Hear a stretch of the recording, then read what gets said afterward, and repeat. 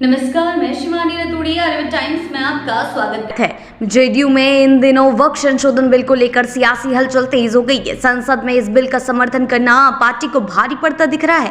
बिहार के मुख्यमंत्री नीतीश कुमार की पार्टी जनता दल यूनाइटेड में अंदरूनी विरोध तेज हो गया है और इस बार विरोध की आवाज मुस्लिम नेताओं से उठी है। हालात ऐसे बन चुके हैं कि अब इस्तीफों का दौर शुरू हो गया है। पूर्वी चंपारण के मोहम्मद कासिम अंसारी और जमुई से नवाज मलिक ने पार्टी इस्तीफा दे दिया है। दोनों नेताओं का आरोप है कि वक्फ बिल का समर्थन करके जेडीयू ने न सिर्फ उनका भरोसा तोड़ा है बल्कि लाखों मुस्लिमों की भावनाओं को भी ठेस पहुंचाई है। मोहम्मद कासिम अंसारी ने खुद को जेडीयू चिकित्सा प्रकोष्ठ का अध्यक्ष बताया और नीतीश कुमार को लिखे पत्र में साफ कहा कि पार्टी ने वक्फ बिल का समर्थन कर गलत निर्णय लिया है। उनका मानना है कि यह बिल अल्पसंख्यकों के अधिकारों के खिलाफ है और इससे मुस्लिम समुदाय खुद को ठगा हुआ महसूस कर रहा है। उन्होंने केंद्रीय मंत्री लल्लन सिंह के संसद में दिए गए भाषण पर भी निराशा जताई। वहीं नवाज मलिक, जिन्होंने खुद को जेडीयू के अल्पसंख्यक प्रकोष्ठ का सचिव बताया, उन्होंने भी पार्टी से इस्तीफा देकर आरोप लगाया कि पार्टी अब मुसलमानों को सिर्फ एक वोट बैंक की तरह देखती है।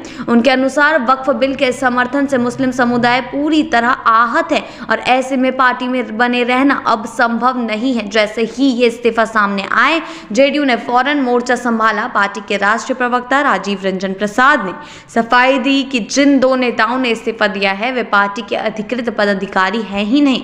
उन्होंने यहां तक कह दिया कि ना तो मोहम्मद कासिम अंसारी को पार्टी जानती, ना ही नवाज मलिक का कोई आधिकारिक दर्जा है। उन्होंने कहा कि ये लोग कभी जिला या राज्य स्तर पर किसी जिम्मेदारी में नहीं रहे, इसलिए इन इस्तीफों को गंभीरता से लेने की जरूरत नहीं है।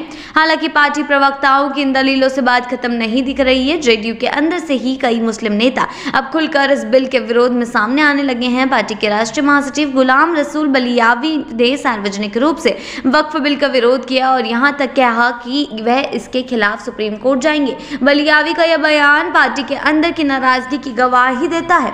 जी हां, जेडीयू की इस आंतरिक खींचतान के राजनीतिक मायने भी निकाले जा रहे हैं। 2025 के चुनावों को देखते हुए यह माना जा रहा है कि जेडीयू को अल्पसंख्यक वोटों में नुकसान हो सकता है। वहीं पार्टी का नेतृत्व का दावा है कि यह सब एक साजिश का हिस्सा है और विपक्ष इसे बढ़ा चढ़ाकर पेश कर रहा है। मगर सच्चाई यही है कि जेडीयू को अब अपने पुराने जनाधार को संभालना और समझना आसान नहीं होगा।